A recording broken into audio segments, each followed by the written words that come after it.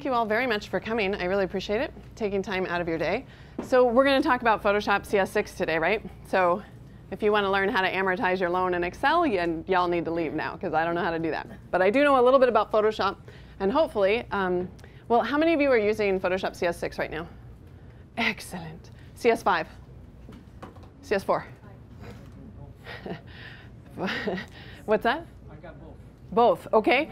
And just out of curiosity, how many of you guys are using Lightroom? Okay. And how many Mac users? And how many Windows users? And dual platform gods and goddesses? Yeah, both, okay. All right. And how many of you hate it when the first thing the instructor does is have you raise your hand? Yeah, okay. So no more hand raising. We're going to talk about Photoshop CS6. You know what's kind of weird? I haven't given a demo in like a week, and I'm feeling like really nervous. Yeah. So how many of you guys are beginners? I need to know that too. Beginners, okay. Intermediate? And then advanced? And how many of you guys know all 386 keyboard shortcuts in Photoshop? Anyone? Okay. You guys know the Photoshop alphabet though, right? Like A is for direct select, B is for the brush tool, C will give you cropping, and D is for your default colors, E is for the erasure tool, F will go to full screen mode, G is for the gradient, and H is for the hand tool.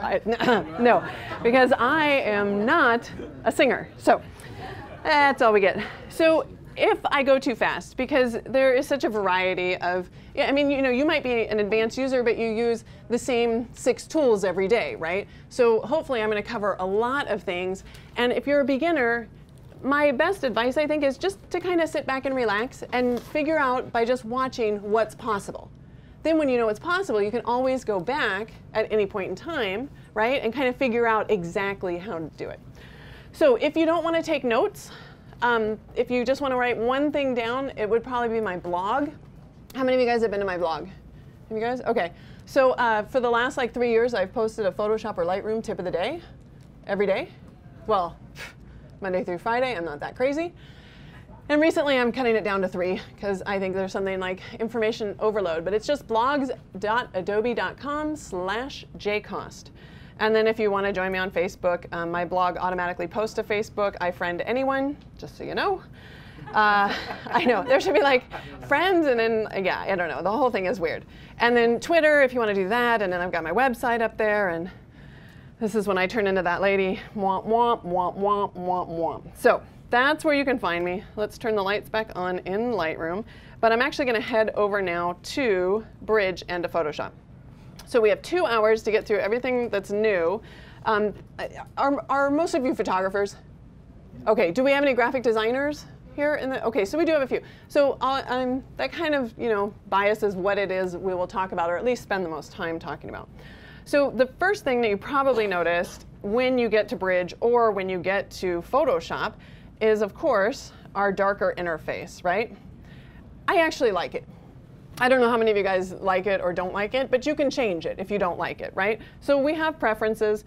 Seems like almost everything we change or add in Photoshop, we always have to add a preference now, because 49.9% of the people like it one way and 49.9% of the people like it the other way, and then the other whatever percent just argue with us. So we'll go to General here, and we'll go to Preferences, and you'll notice here under Interface, here are our 4 different categories you can pick. So if you want it a really dark interface, this is more like Lightroom, this is the lighter color, and this is the previous version. So you can set it back if you don't want it.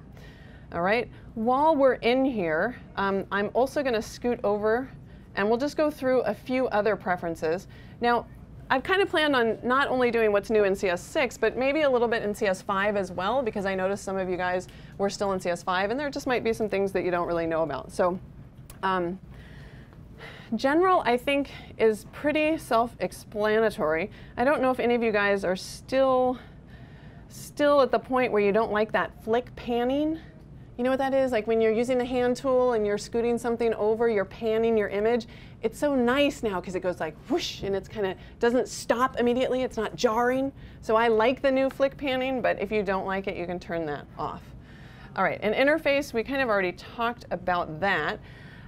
We'll talk about free transform in a moment, and you can now show, or by default, CS6 shows the transformation values when you're in free transform, and you can tell it where you want it to show it, but some people really don't like that, so here's where you would turn it off if you don't want to show the transformation values. right up here, open documents as tabs. Okay, I love the tab panel interface, but there are people, and I know there's got to be at least one in here that absolutely hates the tab panels. You guys know what that is, right? So when I open one new document, and then I open up another new document, this is going to be the tabbed panels. I think the reason that most people don't like it is because they don't know the shortcut, which is just Control Tab. So I'll drag a gradient 1 so we can see it, but Control Tab takes you through one document to the next document, and that's the same shortcut on Mac or on Windows. So if you have a bunch of documents open, you don't have to sit there and go, I gotta go to the window menu and then come all the way down here. All right? So just Control Tab takes you through all your open documents. But some people really don't like that. So I'm gonna go back to my preferences here, back to interface. If you don't like it, you can just uncheck the open documents as tabs, and now they'll just come in like cascaded. And you can also turn off the option to enable floating document window docking. Okay, so this is when I know that I'm a geek, because I read that and it makes perfect sense to me. But for most people, they're like, enable floating document window docking. Maybe reading it slower will help. Enable floating document. It's like, I wish there were commas we could put in there. So enable floating document window docking? That's what it should be, right? So what that is, let me just show you. With it on, what happens is if I cascade these, if I come up here and I say, let's go ahead and float them, some of you might not like the fact that if I float one on top of another, I can nest them. Now these are tabbed. So that's what that second preference, this one says, under interface here, enable floating documents. So my documents are floating, and I can tell it to go ahead and let them get tabbed or not. So that's up to you. Personally, I keep them both on because I like that tab document feature. Okay. Underneath file handling, we need to go there because we have two great new features. This is the save in background and automatically save recovery information. So the first one, the save in background, you're still going to have to hit save. Like, when you're done with your document, save it. Don't be like, well, it says it was saving it in the background. No, no, no, no, no. This means that as you hit save, if you've got a huge file, remember what would happen before? Big progress bar comes up, and you're like, you can't do anything in Photoshop CS5 while you're waiting for 5 minutes for your image to save. CS6 allows you to continue working even though you've saved. So you could save and go to a different document, and Photoshop would be saving that file in the background, yet still allowing you to do additional things. All right, and then this automatically save recovery information, that's going to help if you have a power outage. Notice how I said power outage, not crash. Power outage, but same thing, right? If Photoshop crashes for some reason and you've been working on something for an hour, depending on what you set this to, you will have a version of that file saved. And what will happen is if you do crash, the next time you open that document, Photoshop will tell you, hey, I've got another version that's more recent. Do you want to use that one instead? Okay, so those are great. I really like those two features. And we might as well mention this one as well, because not many folks know about this. Once we know about it, it's going to save us a lot of time, because I think there's probably two different ways that people work. Sometimes you open files and then you work on them, and then you always want to save to the same folder where the file came from, right? Some people work that way. That's like, all right, well, I've got my original raw file and I open it in Photoshop and I want to save it back to that folder. Other people are like, no, no, no, I've got all my originals in this folder and I've got all my retouched images in this folder. So I'll open the image, but when I save, I want it to save to the retouch folder. Okay, so you navigate there, and then the next time you open something up, instead of taking you back to your original folder, it says, oh, the last time you saved it was to this retouch folder. Shall I save this to the retouch folder? And you say yes. Go on your merry way. And that is the option right here, save as to original folder. So with it on, saves to the original folder. With it off, it will save it to the folder in which it came from. Okay? All right. Who knew? Okay. Anything else important in here? Yes, if you're using Lightroom, you definitely want to maximize your PSD and PSB file compatibility. What that does is if you have a layered document, it will save not only the layered document, but also a flattened version of that document within the same document. All right, so let's say that PSD, that's the Photoshop document file format.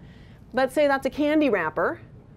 In that candy wrapper goes both the layered file plus the flattened version. Well, why would you need that? Because if you're using Lightroom, Lightroom needs that flattened version to show you the image, a preview of that image. And other applications too, like After Effects needs that flattened version. Julieanne, will it make my file bigger? Yes, it will.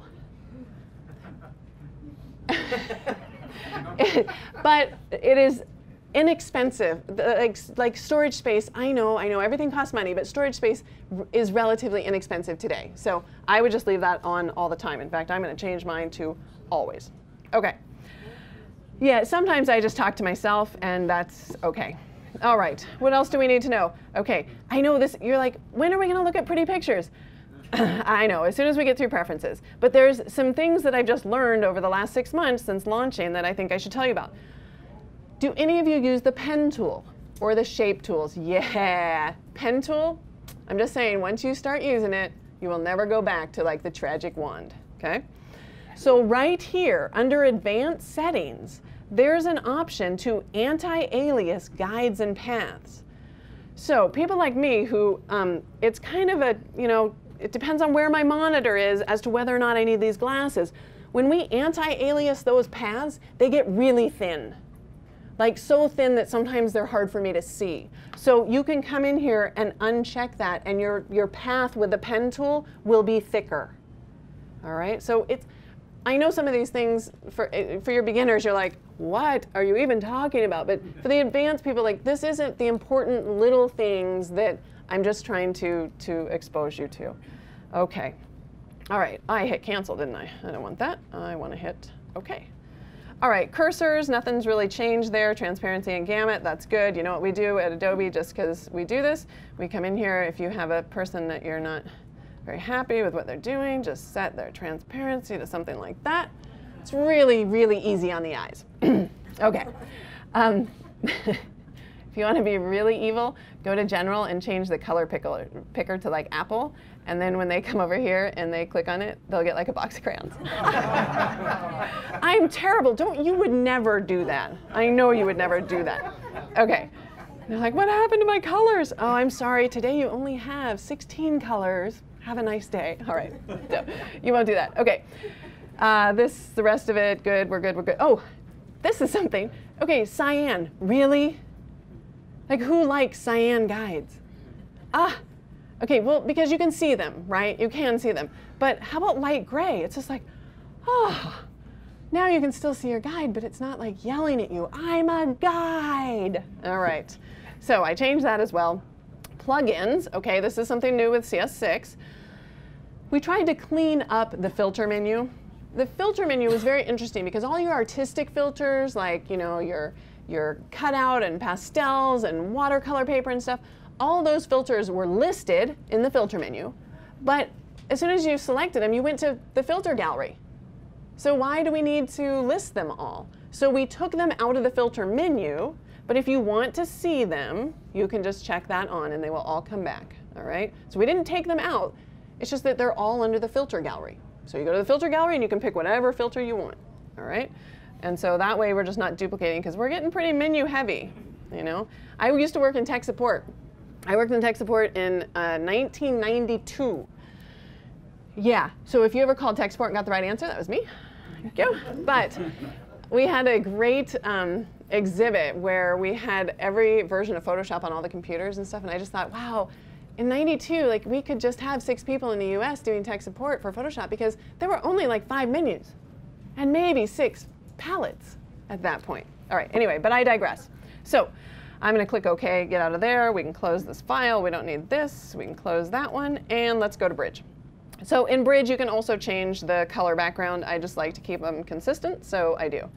So let's go ahead and talk about what we've done as far as performance goes. So I'm going to go ahead and open this. This is a, it's a PSD file, so it's a multi-layer document. Oh my gosh, look at my transparency. Let's go to preferences again and turn that off. Transparency, let's go to none. Whew. All right. Oh, but it's still going to show up there, isn't it? Yeah. All right. So let's go one more time to transparency and gamut, and I will just go to light. Okay. Really? You have to restart it. Do I have to restart it, or can I just open another document? What do you think? I'm going to take my chances and just open the document again. Whew. All right. So it just needed a little refresh. Okay. You guys know if Photoshop isn't doing what you want it to do, I will tell you there's 3 places that you should look.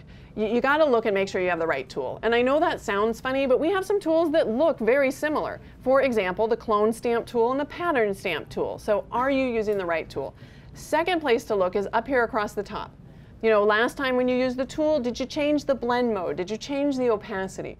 And then the third place to look is over here on your layers palette. And honestly, that's where most of the confusion or the errors occur, is over here. So that's always a good place to look. You know, are you on a layer and you should be on the mask? Are you on the wrong layer? That kind of thing.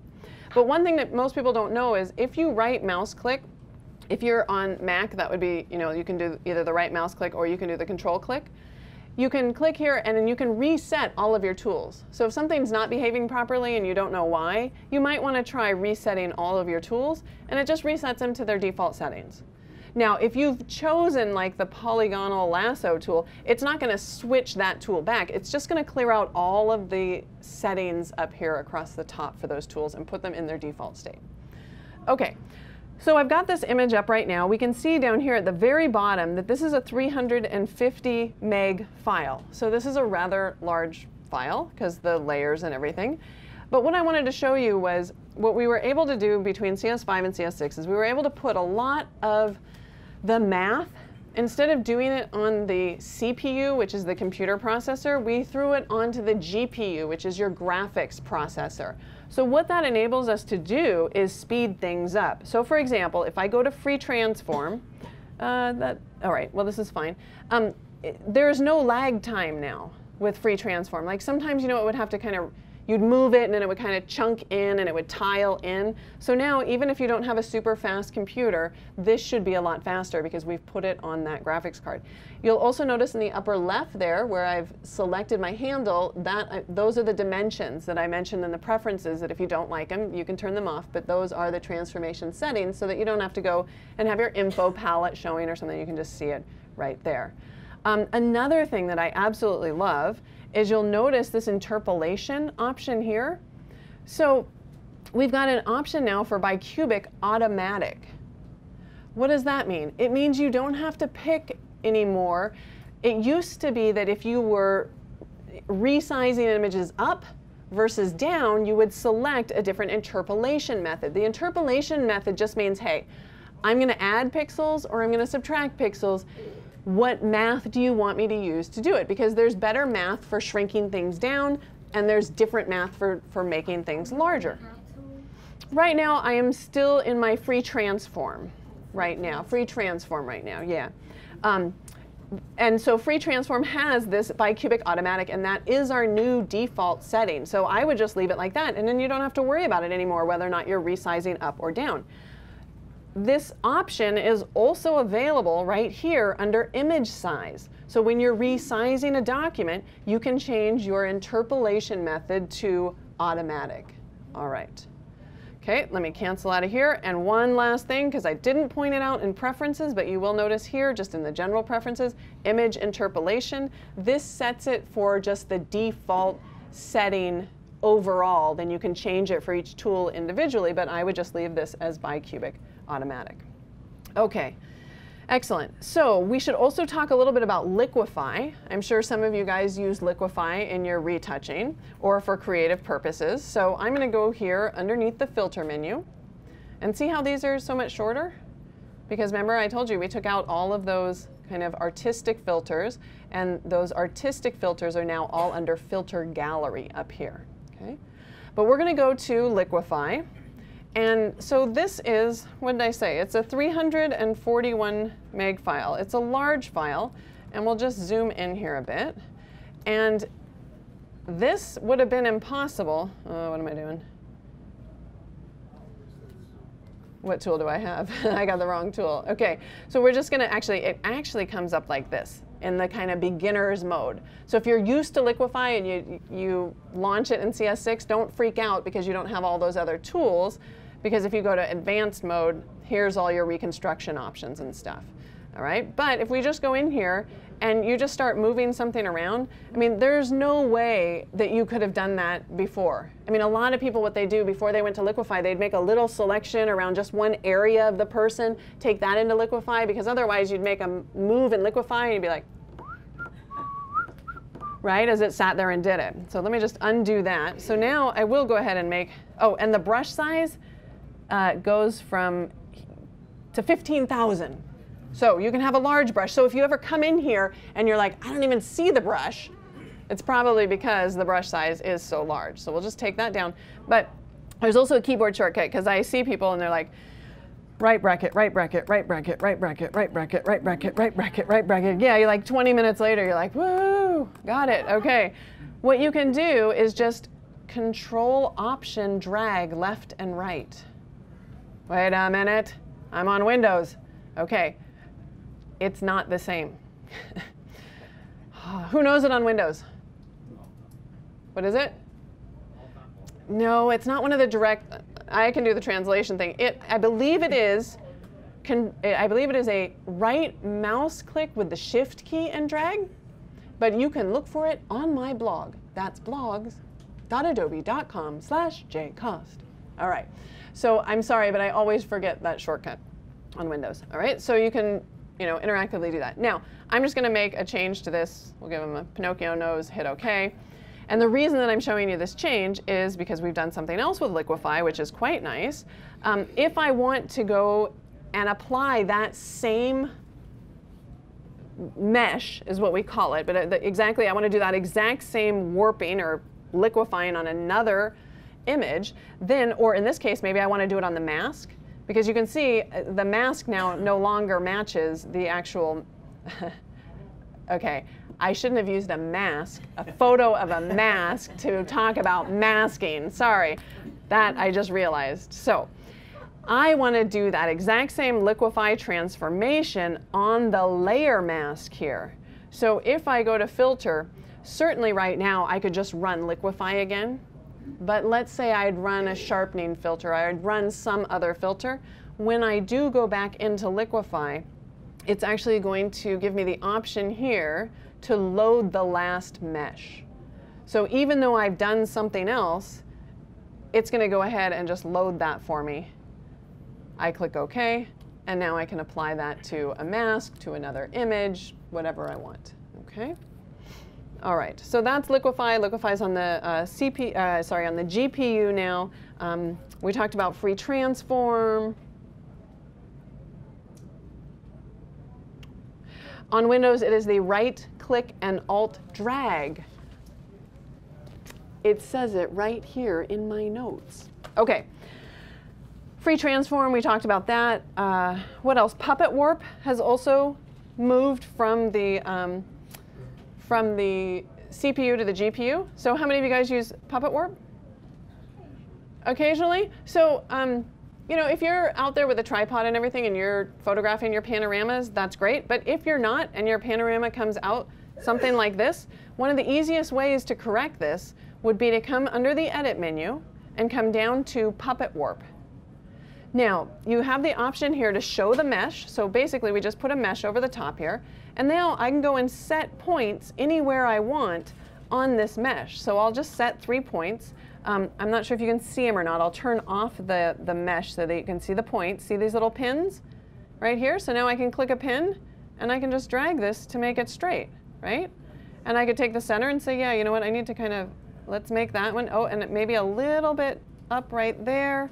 And then we'll just scoot this right there. And of course, you can warp this, and you can do it however you want. It's like, no, you can do, Sorry, sometimes the jokes are just for me, and I totally forgot you were recording that. So I guess the jokes are for everyone now. But you can add as many pins, like I can add another pin right here if I think something needs to be a little bit straighter, something like that. Hit enter or return. And of course it has to do a lot of math. The math is being done on the GPU. It's just all the preview stuff that's being, I'm sorry, the math is being done on the CPU. It's everything else, all the previews that's being done on the GPU. All right, so now let's crop this. Let's go to the crop tool, because we made some big changes to the crop tool, and some people like it and some people not so much. So I'll tell you why we did it. And I'll show you the biggest benefit of using the crop tool, because I don't know how many of you have ever, you go to the crop tool and you get the crop handles, which is fine, but I've been cropping for a long time, so I actually, instead of having to go find a handle and move the handle, I prefer to just click and drag out my crop, which you can still do. Just because we put the handles there doesn't mean you have to use the handles, all right? So I've got this crop, but what if I decided right now, oh, I need a specific aspect ratio? In previous versions of Photoshop, you were in kind of this toggle state, right? Where you had to back out of the crop and then enter in your width, height, and resolution, right? So now you no longer have to back out. You can put in any aspect ratio here. So if I wanted like a 1:4 aspect ratio, whoops, 1 tab 4, oops, sorry. Let's try 4 tab or 1, or you would think you could hit this X, but you can't. You can hit this circle though, which says, oh, please swap it, all right? So now I can go ahead and make that change interactively. I can also go here and I can pick from any of these presets, because we found that the majority of photographers are really only cropping to specific sizes. There's less than like a dozen sizes that people crop to. Someone here is going to say, no, I crop my images, every single image is different, which is fine. You can just click and drag out your crop to any size. But if you do find that you're cropping to certain sizes, you can actually come in here and enter them in size and resolution, because you'll notice what's no longer here is the resolution, right? We're only defining an aspect ratio. We're not defining a pixels per inch. If you want to do that, you do have to come down here to size and resolution. But look, there's a little R right there. So that tells me that if I tap the R key, oops, and I didn't have my text entry in anything. If I went ahead and just was cropping and tapped the R key, it should bring up, I don't know why it's not, the size, and oh, because I still had the text entry selected. Geez, it would bring up the crop image size and resolution dialog. So now you can enter in whatever you want. If you do a 5 by 7.5, just to be different, and resolution, let's say you're doing a 300 or 360, and it automatically says, do you want to save this as a crop preset? So that if you do crop to this size often, there you go, you just click OK. It asks you to name it, you click OK again, and now that becomes one of your default cropping options here. Okay. What else can I tell you about this? Oh, by default, this delete cropped pixels. So you can turn this on or turn this off. So what does this do? Well, when I say delete cropped pixels, and let me just change this a little, maybe make it a little bigger. All right, when I say delete cropped pixels, if I hit return right now, everything that's outside of that crop marquee is gone, right? If I use the move tool and we try to move this around, there's no other information. So let me go back in time, grab my crop tool again. This time I'll uncheck that, because let's say the art director tells you, you know, I know it has to be a certain aspect ratio, but you're not really sure what they want in the picture, or maybe you're doing a composite and you kind of want to change your mind later. If you hit enter or return, now, because I'm not deleting the crop pixels, if I get the move tool, I still have the whole rest of that file here. So Photoshop is keeping track of that. We call that the big data. All right, so that's also new. Well, actually, that was with the other crop tool, but no one found it. So we hopefully have made it a little bit more obvious. The other thing with the crop tool, you know, if you ever do crop to like this and then you want to get all your information back, you can always go to reveal all, and it will reveal any hidden information or any of that big data. Okay, so where did that perspective crop tool go? Remember, there was that option, once you drug out the crop, you could then say, hey, I want to do a perspective crop. Yeah, no one ever found it. So we broke it out to its own tool. So now we have the crop tool and we have the perspective crop tool.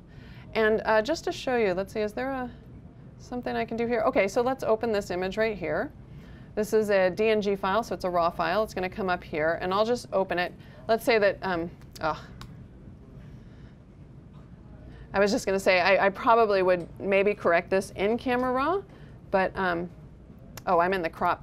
I have to cancel out of there. Hold on, will it open it now? No. All right, so let's just open that again. Okay. Hello? No, I don't want you to crop. I want you to open this file. There's people watching. And I don't want an object. I just want an image. So there we go. So perspective cropping. The thing that a lot of people don't know about this tool, and it's not new, but I'll just be real brief and just show you, if you're going to do a perspective crop, you drag out something that you know should be square, right? Something that you can go, not necessarily square, but a rectangle that you want to straighten the perspective. So an image like this, of course, works great. If you've got nothing in the image for reference, then it makes it much harder. But people go like this, and then they're like, well, yeah, so I still want that other building in there. So what do? That's when you grab the middle handles. So you drag it out and you use something in the image so you can define the perspective of the image that you're trying to correct, and then just use these middle handles and drag them out. And then when you hit return or enter, Photoshop will crop that and straighten it, straighten the perspective of the image. All right, so that's what the perspective crop does. Can you do that with free transform? Yes, absolutely, but it is different math. So if you're not having success with one or the other, I actually prefer this, so I would recommend that you guys do the perspective crop here with the perspective crop tool. Okay, I think you guys all know that with the crop tool, with the regular crop tool, you can add canvas size, right? So if I just wanted to add a little bit of canvas size around here, I can just drag beyond. Now, it used to be that you had to drag the crop out in 5 and then let go of the crop tool, then grab a handle and continue dragging. And you don't have to do that anymore. You can just drag, and you can just drag right on to add your extra information. All right, how are we doing? We're doing okay? Yeah. All right, did you know all this already? No? Okay, you got a few things? Your hand cramping? What happens if your hand cramps? You say, B&H is going to put this video online so I can reference it later, no problem. I will tell you this, if any of your paintbrushes are ever like, you don't get the full circle, there's something wrong with the icon for the paintbrush, right? That's more often than not, that's going to be your video drivers, which just means you need to go and update your video drivers. Find out what kind of video driver, go about this Mac, and then just go to the website and run the updater. Yes? Is there some preference for raw file formats? I have a relatively new camera, and both Bridge and Photoshop didn't open up the files yet. Yeah, that's an excellent question. And can we get to it? Well, I'll get to it now, but then we're going to talk about ACR in just a minute, which is Adobe Camera Raw. So what'll happen is, like, if you have Photoshop CS5 and then you go out and buy a brand new camera, well, that camera wasn't here when we made CS5, so we didn't build in support for that camera because we didn't even know that camera was in development. So if you're in that situation, you should upgrade to CS6, right? Because I work for Adobe. But if you can't, or for whatever reason, you want to stay with CS5 or a previous version, but you have a brand new camera, what you can do is you can download the DNG converter, right? Because we're not going to go back. We very rarely would go back to an older version and update that. Like, we have to move forward. We're already working on the next version, so we would not go 2 versions back to go and support all the new cameras with the older versions of our software. That's not in our best interest, and it would take up way too much time, and we'd never get anything new out. So what you can do is you can download the DNG converter. It's free. You can download it from the Adobe site, and you can convert your brand new files to DNG, and then open that DNG in a previous version of Photoshop. All right? Even though the DNG comes from the new file. Now that's assuming that we've had at least enough time to, the first month or so, we don't even have the camera yet maybe, and so we can't support it. Sometimes if you go to the labs page, you guys know we have a page labs.adobe.com. Sometimes we put up kind of beta software up there for the newer cameras that will support the new cameras, but we haven't tested it enough to actually put it as part of the auto update for everyone to do. So you might want to look at labs too. And if you just Google like, you know, cameras supported by Photoshop CS6, it'll list out. We've got pages of all the cameras that we support. One more question, yes? Yes, so the question is, can I show how to demonstrate how to straighten? How about if I use this picture and we show how to crooken? So I don't think that's a word. That's why I don't like being recorded, because no one's going to edit this and everyone's going to know that I now use the word crooken. All right, so there's actually a straighten tool here. So I can click and drag, you know, across my horizon. Can you see that? It's a little hard to see, but see how I'm just dragging out? Whatever I drag that out to, that will straighten to that line. So let's say I open the image and it's like this, then I would go and grab my straighten tool, click on something that I know to be straight, like this right here. When I let go, it'll straighten it. Okay, so that's the straighten tool in the crop tool. If you don't want to do that, we actually have a measurement tool. Now the measurement tool is only in, I think it's only in the extended version, isn't it? The measurement tool? No, it's in all of them? Okay, great. So good. So then if you don't want to use the crop tool to do this, what we can do is we can go use our measurement tool. Oh, I use this tool so often that I don't know what it's buried with. Nested. Sorry, we don't bury, we nest. We nest. We don't hide, we nest. It's probably with the eyedropper. Yeah, so let me just tap the I key. Aha, there's the eyedropper. You know, it is funny because I very rarely, well, you know, like I don't know where all the tools are in the toolbox anymore because I always use the keyboard. All right, so here I've got the ruler tool, right? And now when I just click and drag out with the ruler tool, it used to be then you had to know this little, you go to image and that, no. Now it just says straighten layer. And that's very important. Why?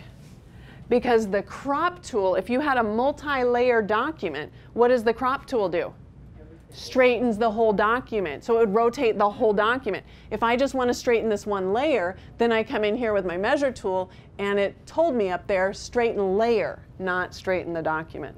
So that's actually a great, thanks for asking that question. That was great. Okay.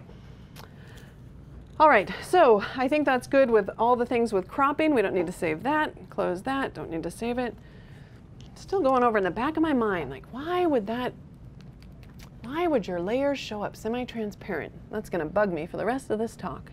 Okay, so let's talk a little bit about content aware. Now, we have a bunch of content aware tools. So let me just step back a little bit in history here. And we'll start off, I don't know, probably you guys have seen this demo. It's relatively easy. Let's grab all three of these and open them. Okay, so I just change my setting here. Okay, and let's start with this one. So the first time that Adobe tried to make their tools content aware, we did this with the content aware scaling. So if, for example, you know, this had to go on a different aspect ratio, like all of a sudden the art director says, well, I love those four guys golfing and I don't want to reshoot the image, but I don't want it to be a horizontal image, I want it to be a vertical image. Well, if we just went here to edit and we went to free transform, you guys know what would happen. Whoop. All right, now we've got very skinny golfers, which we might not want, okay, because we don't want that. All right, so what we do instead is we go to edit and we go to content aware scaling. Now what Photoshop's doing is it's trying to be smart. It's saying, you know, there's a bunch of blue sky that's all the same, so I can probably take out, it's almost, if you can think of like lightning strikes going down through the image, it's looking for areas that are all really similar. Or if I was going to make this taller, it would be going across the image horizontally. And it tries to adapt the way that you scale it so that it is aware of these areas that have a ton of detail, and it won't scale them. It's just scaling everything in between. So it works really well. You'll see this demoed with like sand and beaches and areas that don't have a lot of information in them can be compressed. Right? So let's take a look at what that would look like versus the just free transform. And I can do that using the amount slider here. So this would be free transform, and that's content aware. All right, free transform, content aware. Of course, somebody's going to get hit in the head with a golf club at this point. But it also works the other way, right? So if I needed this to be larger, we could go ahead and scale this up. And you'll notice that the guys, they'll move and stuff, but I've got a lot of grass, because look how it's so much easier for Photoshop to make up more grass than it is to make up sky. So that was the first attempt at content aware. Close that one. Then the second one that we put in here was actually with the patch tool. It was, no, was it fill? Content aware fill or content aware patch? Content aware fill? Okay. So with content aware fill, what we could do is we could grab like our lasso tool, and oh, I really like this. So as my father would say, great, now I don't have to guess at which point on the crumpled up coat hanger I'm actually making my selection from. So I know the lasso tool does look like a little coat hanger. I just want the regular one here. But we now have these nice little arrows. So that black arrow, let me put it somewhere where you can see it, like on his coat. See the black arrow there? That is going to be the hot spot, right? So when I click, that's where I'm dragging around here.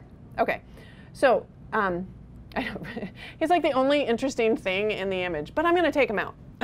So how do we do that? Shift Delete brings up the fill dialog box, and content aware is in the fill dialog box.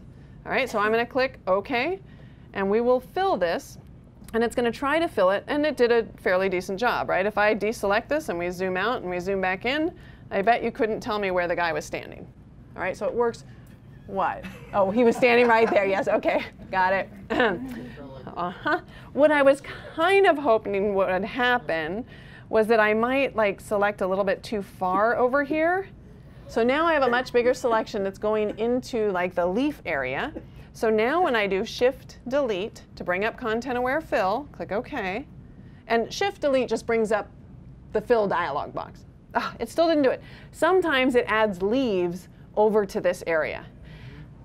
Sometimes, isn't that weird? Like usually when you're doing math, 1 + 1 always equals 2. Well, the content aware technology changes every time you use it. So if you run it once and you don't get the results you want, run it again and we will change. I know, because I mean, right, we used to always make fun, well, if it doesn't work the first time, it's not going to work the third time. But in the content aware family, they've actually, you know, made it so that it will change. So if by chance, for whatever reason, the leaves did come over to that area, I could go and I could select the leaves, right? I'm just going to say, whatever you do, don't take the information from here. Don't do it. So how would I hide it? I would add a layer mask. But if I add a layer mask right now, what's going to happen? Only the leaves are going to be there, right? So I'm going to hold down the Option key because I want it to work in an alternative manner. Get it, Windows users? Option, Alt. All right. So I'll hold down Option or Alt, and I will click on my layer mask, and that just hides those. So now, with them hidden, Content Aware goes, well, I can pick any area over here to fill in him, but I can't choose this area because it's hidden. And then when you're done, just throw away the layer mask, right? Don't apply it, but just throw it away. Just say, yep, I'm done with that now. And I think we can now right mouse click, actually. We can right mouse click and just say, delete the layer mask, which is quite nice, right? So it just deleted it, and then so basically, I'm temporarily hiding it to tell Photoshop not to select from that area. All right. So when this first came out, I was very skeptical. So I thought, well, what about something like this? Can you take away this? Because I'll be impressed if you can take away that. So Shift Delete Content Aware. Yeah, this is the perfect demo file. You will never find one better than this for demoing. Because usually what happens is it really only gets you about 80% of the way there. You will probably have to go in and make a few little changes around an edge. You might have to clone something. You might have to run it twice. But hey, if it gets you 80% of the way there, that's a lot better than having to do it on your own. All right, so we can close that. The other thing that I didn't show you, with this file especially, so do any of you print gallery wraps? So you know you're going to wrap, instead of putting it in a frame, you're going to wrap it around the frame. So sometimes you just need to add, or you know maybe you want this on a card with a different aspect ratio. If you just wanted to add some extra texture around it, like you want to continue the frame but you really don't want to distort him, I actually thought this would be really easy. So I went to image and I just thought, well, I'm just going to go to canvas size and let's just add a pretty big border so that you can get a good idea of what I'm doing. Let's say 20 by like 14. All right, so I'm adding canvas size around here. And now I just want to fill that because really when you do their canvas wraps, that information isn't as important, what you're wrapping along the sides. A lot of people, they'll just take like a marquee tool and they'll select this and they'll copy it and then they'll flip it and they'll scoot it over and stuff. But then if the canvas wrap isn't exactly at the right place and you got weird edges, it can be kind of a nightmare. So I thought, well, this will be great. I'll just free transform this. And then of course that doesn't work. So then I thought, okay, well, I'll do the content aware scale. And I was like, what is going on? That's, you know, I mean, I'm sure he liked it. He's all like a linebacker now, right? He's looking pretty awesome, but it's not what I wanted. Okay, so besides using the layer masks, you can also come in here and just make your rough selection around the area that you want Photoshop to leave alone. Like, don't touch that. You just save that as a selection. So we go to the select menu and we say, let's save this as a selection. And I will call this something that I'll remember, right? This is how you guys name your files. Oh, .01. No, I'm kidding. All right. So just save it something that you know, one time I was actually giving a demo and I typed something out there and I was like, Anyway, so you got to be careful not to use all the keys. So I'll hit OK. That saved the selection. Now watch what happens when I go to Edit and I go here to Content Aware Scale and we do it again. And you say, yeah, that didn't do any good. But it did because I can come up here and it offers me the ability to protect something. That something would be my saved selection. So now that area of the image isn't changed, but the rest of it is. All right, so again, sometimes it's just a combination, you know, like all these content aware, I mean, we would call them like magic if they were magical. I mean, they are in a way, but there will always be some times when you need to go in and either, you know, use kind of this more advanced way of saving a selection or going and getting it 80% of the way done and then being able to go in and just finish it off a little bit. What's that? No, but let me show you when I would use extend, but I know that none of you would ever use extend this way. Which one is it? Okay, so let's just open this file. All right, so now we took content aware. Actually, before we get to that, let me go back to Bridge for a second. Let me use this one and this one. We'll open these two files. Okay. So then we put the content aware technology in the patch tools, right? So the patch tool as well as now, well, it was in the spot healing brush tool already, and now we've put it in the patch tool. Because what I did notice with the patch tool, oh, let me grab this one. I thought I did, but I guess I didn't. Open that. Oh, I know what I did. Okay, so what sometimes happens, and watch it work perfectly now because you guys are sitting here, but sometimes when you patched, like, along an edge, you got this like white kind of that would seep into the image. It wouldn't patch quite right. So let's see if I just use my regular, oops, what am I doing? If I just come over here and use my regular patch tool set to normal, I want to patch my source and I'm going to scoot this up. Let's see if it works. Of course it'll work because you guys are all watching me. Okay. But have you ever had that happen where it just didn't patch and it seems to bring in like a, yeah, see like that. Phew. Okay, so yeah. So we don't want that. So what we're going to do instead is we're going to turn this to content aware. So now I can say, yeah, please take the information from here. I mean, this is so much better than content aware fill where I had to make the selection and set it aside. I could have gone with the guy against the wall and just said, take this selection and patch it from this area of the wall. Right? So we do have more options now, but I think this is great, this whole patch with the content aware capability in it. All right, so then, of course, the engineers, being engineers and being brilliant, they decided they would take it one step further. I mean, I don't know how they think of this stuff, but I'm going to make a selection around here. And you can use any tool, you know, when you're making a selection. I kind of missed something there, so I'll just add that. If I actually want to move this, I want to move it and fill in the area that I've moved it from, right? I don't want a copy of it. So I use my content aware move tool and I just say, could you just scoot this? And I'm being a little bit careful. See the white bar there? I'm going to try to line that up just so it doesn't have to work quite as hard. But not only will it kind of copy it and set it down in one location, it's going to try to fill in where I moved the information from. Sometimes I get impatient and then I'm just glad that the engineers don't put like, oh yeah, you do the math faster, Kost, right? You know? So look at that, so it moved it. Holy moly. That's awesome. Does it work like this every time? No. Does it change the math every time? Yes. So you could try it twice. Probably will get you 80% of the way there most of the time. All right. Oh yeah, so this was the other use for it, which I know you guys would never do, right? You would never do this. What I'm going to do now is I'm actually going to extend. So I have my content aware move and I'm extending it. And we'll just kind of just set that right there and deselect. Jeez, out of here. You wouldn't do this. I'm not saying you should. You can use Photoshop for good or evil. It's up to you. All right. No, didn't have to feather it. No. Oh, and you know what else I didn't show you? We can just, well, we can open this guy since we haven't seen him.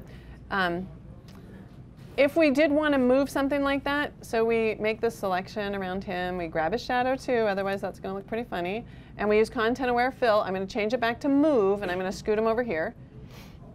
So it should just fill this. This should be I mean, it still takes the math, but it should be pretty easy. Right now I'm on content aware move because I actually want to take him, move him somewhere else, and fill in where he was. So it's content aware move. Is that a tool? It is a tool, yes, absolutely. Sorry about that. It is this tool right here. It's with the spot healing brush patch tool, and content aware move tool. Okay. So now we've moved him, but sometimes this won't work. You know, so what you can do is you can actually change the adaptation after the fact, and it will try to blend. We might not be able to see a difference here in this image, but it will actually blend the way, or change the way that what I've selected gets blended. Okay, that's kind of funny. That's what I mean by 80%. So you still have to look, because otherwise this is going to end up on like Photoshop disasters on that website. And if you haven't been to that website, you ought to go to the website, because it's pretty funny. Do you have anything on that website? No, thank goodness I don't have anything on that website. That would not probably be a good idea. Okay, so let's shift gears a little bit and let's go into Adobe Camera Raw. Now, whether or not you're using Lightroom or Photoshop, Camera Raw is the same technology in both applications. Therefore, it's really quite nice because even if you are starting in Lightroom and then you open your image, say in Photoshop, as a smart object, if you double click on that layer or that file, that smart object, it would be a layer, it would open up in Camera Raw and look exactly the same. So you could fine tune it later. And if you guys have questions about that, we can do it a little bit later, but I just want to make sure that we get through all this new great stuff in Camera Raw. So let me just select all these files. And the easiest way probably to open them all up in Camera Raw is to just use the shortcut Command R or Control R, or you can just click on the little icon right here, this little guy up here, Open in Camera Raw. Now, when you have more than one image selected, you get this film strip over here on the left-hand side, so we can go through. It'll build all those thumbnails there. Might take a second, but there they all are. So there's a few things we should talk about. I definitely want to talk about all the new things, so let's start in the basic panel, and I'll start with this image right here. So in the basic panel, we've made a lot of changes here. If you're using Photoshop CS5, you will have this in your basic panel, right? You had exposure, recovery, fill light, blacks, brightness, and contrast. This is what it looks like in CS5. Once you go to CS6, and I'm just going to click this little exclamation mark right down here, that's going to update it to my current process version, because what we did is we changed the process version because we made such a dramatic change. We actually had to, you know, differentiate it from how we rendered images before. So the old one, 2010, now we have 2012. But for those of you who have legacy files, you can keep them in the old process version. You don't have to update them. Now, if I had an image that I was printing out for a client and they did a reorder or something, the new technology is actually better, so I might reprocess it, but I wouldn't just reprocess all the files because it will change the way they look. All right, so do it deliberately when you want to update an image that you're going to use today that you processed before. Just know it's going to take you a little time because you're going to need to finesse it. Okay, but what I think was a big concern for people was that they thought that we got rid of the ability to do fill and recovery. We didn't, but we changed the math, so we couldn't call it the same thing. If we put a fill slider here and a recovery slider here, people would get confused. I don't know if that's the new process version or the old process version, but we can do that, everything we could do before, and we do it a lot better, all right? Because what was happening before in that fill, everyone was telling us that when you cranked up the fill slider too much to see into the shadows, to get detail out of your shadows, we were moving too much, not just the shadows, but also into the midtones. And then if you took the recovery slider and moved it down in order to recover your highlights, we were moving too much of that tonal range down. So in the center, everything was looking a little bit kind of gray and not so good. So we have some new sliders. Exposure, contrast, highlight, shadows, whites, and blacks. It doesn't matter what order you use them. All the math is going to be applied at one time. So like me and the product manager, we always have this debate because he says, you know, he fixes his exposure first. He does his overall exposure, and then he's going to go and build in as much or as little contrast as he wants.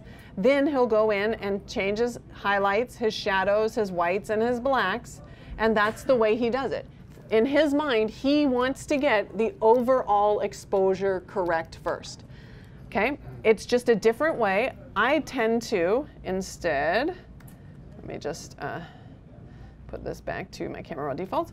Instead, what I tend to do is I tend to say, look, my highlights are blown out. Let's see if I can bring my whites down. So I'm going to bring my whites down, and all the sliders work the same way. You start in the center now. You move it to the left, it gets darker. You move it to the right, it gets lighter. So if we turn on our clipping preview, my whites aren't quite coming down all the way, but they're almost there, and I bet if I use my highlight slider, we can go ahead and bring them down. So this is a little bit of an extreme case, but we can see that now we've got detail in the sky area there, all right? And we don't have any clipping anymore, meaning I'm not pushing anything to pure white. I just turned on the clipping warning in the shadow area too. You can see if I took my blacks darker, we're gonna go to pure black, and I'm gonna see that with the blue overlay. So I'm gonna back off on that. I'm gonna set my black point so that there's I see just a little bit of clipping right there. Obviously, that is an artistic choice. You know, a lot of people say, well, you have to have, you know, information in your shadows and your highlights. It depends on what the photograph is. It depends on the mood. It depends on the story that you're trying to tell, right? But now at least I know that if I push my shadows to black, I'm doing it deliberately. That's a choice I'm making. So let's make sure that we can see information in there. And now I'll take my shadows up a little bit so we can see more information. All right. So now this was a very, you know, high contrast day out by the ocean. I can actually add a little bit of clarity, which will give it a little bit more contrast. It's also going to make the image appear as if it is sharper. And the reason is it's a algorithm. The math basically is saying look for edges in the image. And whenever you find an edge, make one side of the edge darker and make the other side of the edge lighter. And when you do that, you're going to fool the eye into thinking that your image is sharper because there's more contrast along that edge. And it is biased to the midtone, so you'll hear a lot of people call this midtone contrast, which is fine, because we do bias definitely the edges that we affect. We bias that to the midtones. Now, I think it's looking a little bit too bright, so I'll just take the exposure maybe down a little bit right there. I can see that I might get some blocking up of my blacks there, so I might take my blacks up just a wee bit more, and then we can just do a preview. So there's before, that's the original shot, and that's after. So before and after. You know, and whether or not you like the shot is kind of irrelevant because I'm just showing you what you can recover. Okay, so nice contrasty day outside, we can recover all of this. But is this a reason to be sloppy? No, right? Like you want to still nail your exposure, because what happened in all of those really dark areas when I used the shadow slider and lightened them up? Noise. I got noise in there. So would it be great if I had shot 3 exposures or 4 exposures or 5 exposures? I could put them together as HDR? Absolutely, that'd be great. And one of the things that's really cool in Lightroom 4.2 and in the newest version of Photoshop CS6, if you run the updater, you'll get a newer version of Camera Raw, and you can actually work with a 32-bit image in here. So you can create your 32-bit HDR images and then open them in Camera Raw and use all of these tools in order to adjust a 32-bit image. That's 7.2. That's 7.2. Camera Raw 7.2. Wow. I don't know that. I have no idea. It's the latest version of it. Camera Raw 7.2. You want to know how you get there? You just go under the Help menu, you go to Updates, and it'll go and say, oh, I found an update. All right? And then go ahead and run that updater and installer. 7.2. Okay. Awesome. So, okay, so that's the basic panel, really. If I wanted to add a little bit of oomph, a little more color in here, I could do that. We could add some vibrance here. Huge difference between vibrance and saturation. Vibrance is relative. It's going to be a relative change, meaning if some areas are already super saturated, it's not going to push them all to fully saturated. It's going to keep a relative amount of difference between those saturated colors. It's also very biased with skin tone. So if you do take that portrait on location and you want to kind of pop the green grass and the blue sky, use vibrance, because otherwise if you use saturation, you tend to, like, the people will look like they have a sunburn. They'll get too saturated in the faces. All right. Actually, there's something else we should look at here. So do you see this along this edge? So what is that?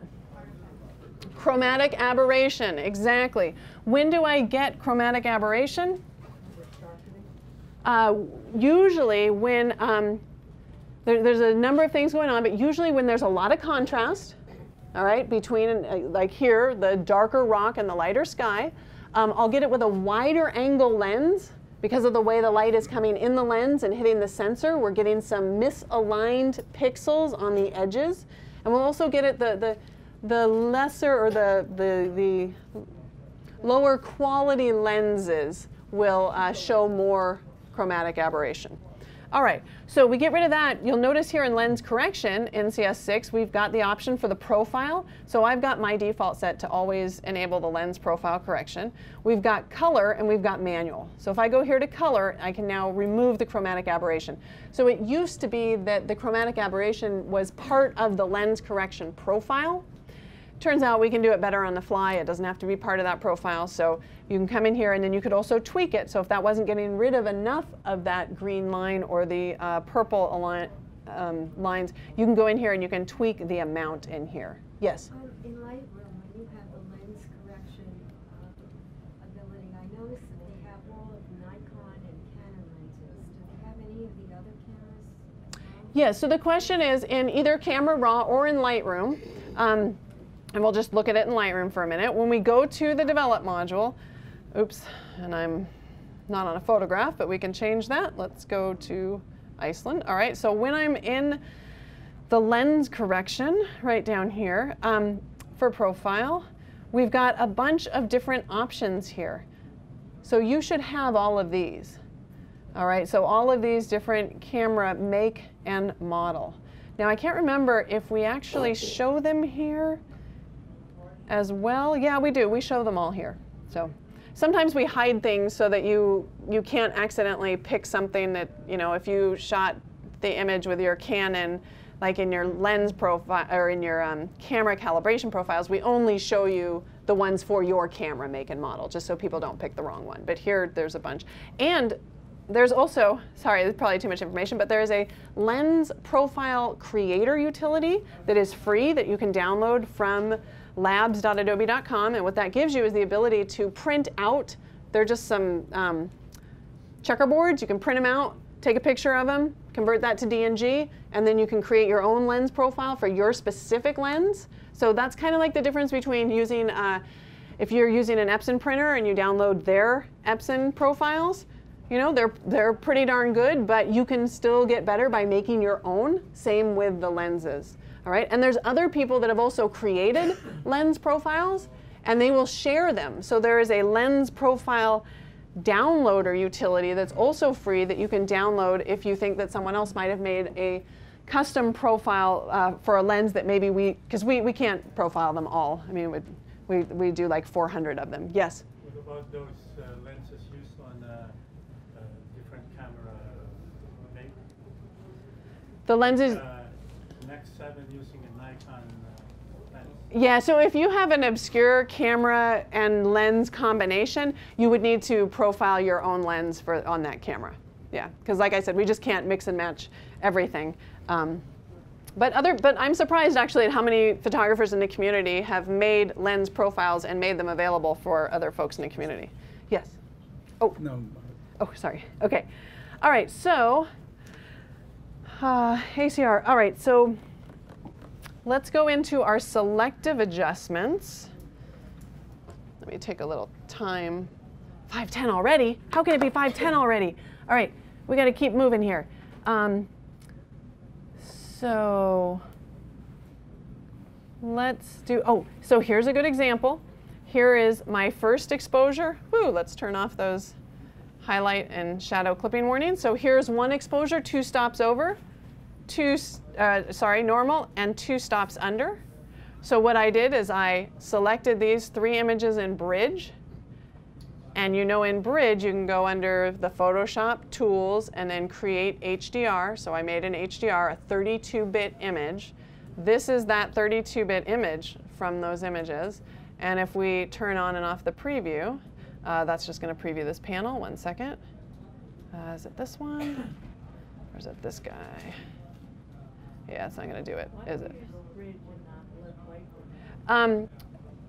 So that's a good question. So the question is, hold on 1 second. So that's what it looked like coming in as a 32-bit HDR image, all right? And that's what we can turn that into because we have all of that data. When we pull in the information from our shadow area and everything, it's not going to get as noisy if we were just working with the single image. So bracketing your exposures and then making use of all of that information, you can now do that in 32-bit. So the question was, why am I showing Bridge? Because this is it's always very difficult because I'm always in Lightroom. So I've switched to Lightroom completely, but today was a talk about what's new in Photoshop, and so there are still more, we still have more customers using the Bridge to Photoshop workflow than the Lightroom, so I figured I didn't want the yelling, so thought I would start in Bridge and go here to Lightroom, but yes, you can absolutely do this in Lightroom. Okay, all right, so let's also talk a little bit about, I was just going to think, what else did we improve here? We did all of this. Oh, all of the selective adjustments. So if I come here, do I have that nice? Yeah, here's a great image that needs a lot of selective adjustments, okay? So let's say that this is as good as I can, well, we can get it a little bit better. Let's take down my whites a little bit there, maybe down my highlights. All right, but let's say that's not down enough. Like I want to lighten up the bottom and I want to take down the top. So I can do that with my selective adjustment tools, right? And we know that we have 2 of those. Whoops, let me get that to fit in view. So we have 2 of these. We've got our graduated filter and we've got our adjustment brush. So if I select the graduated filter, all of the options for the graduated filter come up on the right-hand side. And I just did 2 videos on this that you can get to from my blog on making adjustments. And what's really nice here is, for example, when we lighten this base area down here, we can also do noise reduction at the same time. You could go in and selectively change temperature and tint in different areas, or add your own color tint if you want to. So basically, we have all the controls that we had in the basic panel now within a selective adjustment brush. Is that in Lightroom also? This is in Lightroom also, yep, absolutely. But in Lightroom, just so that you know, these are the 2 icons right here. Yeah, and when you click on them, so you get all those same options. Now, what you do is you load the brush with what you want, or you load the graduated filter with what you want. So in this case, see how I have a bunch of these, they're all kind of changed? I want to reset everything back to 0, and I just want to take the exposure down. So instead of taking the time to reset them all, I'll just click minus exposure. Resets everything else. Huh, who knew? All right, so taking down the exposure. Does it matter what I set it to? No, because I can change it after I use the tool. I'm just saying, you got it like a paintbrush, you've got to load your brush up with something or you won't see any change when you use it. So you click at the top, you drag down into your image. You can make this as long or as short as you want. I'm holding down the shift key, that's keeping it constrained, and we can move this after the fact. We can say, nope, let's bring that down. Let's bring this down a little further. Maybe I want to bring this down. Maybe as I do that, the blues are getting to be very unreal. So I can also, because this is targeted, I can take down my saturation as well. All right, so I'm just taking that down because it just was getting too overly saturated. All right, now let's add a second one. When I click and drag up from the bottom, well, so if I just click and drag up from the bottom, I'm going to get the same parameters. But I don't want to reset those parameters right now because this one is selected. This graduated filter is adjusted. So what I do is I say new. And now I set it up and I say, let's go to a plus exposure and click and drag up here. All right, and then I can go in and refine that if I want to see more or less. Okay, and at the same time, I can go in here and, okay, I can add more noise reduction. Yeah, it's confusing, but it's confusing either way. All right, so plus noise reduction minus noise reduction plus noise reduction. You think it's tricky here. In Lightroom, it just says noise. So everyone says, well, I want to reduce noise. That's the opposite, because it's a noise reduction slider, but we can't fit the word reduction there because there's not enough space, especially in the German version. Okay, so sometimes, I know, maybe we could put like redux. I mean, trust me, we've had meetings. Like, it's not the eye icon in Photoshop, it's the eyeball icon. There was a meeting, it has been decided. All right. You know, just us marketing people, the engineers are busy coding. Okay, so then let's go to, so wait, noise reduction. So I want to reduce the noise reduction. There we go. All right, noise reduction. It was getting too soft. I'm not sure if it comes across there or here, but it was getting too soft with that much noise reduction.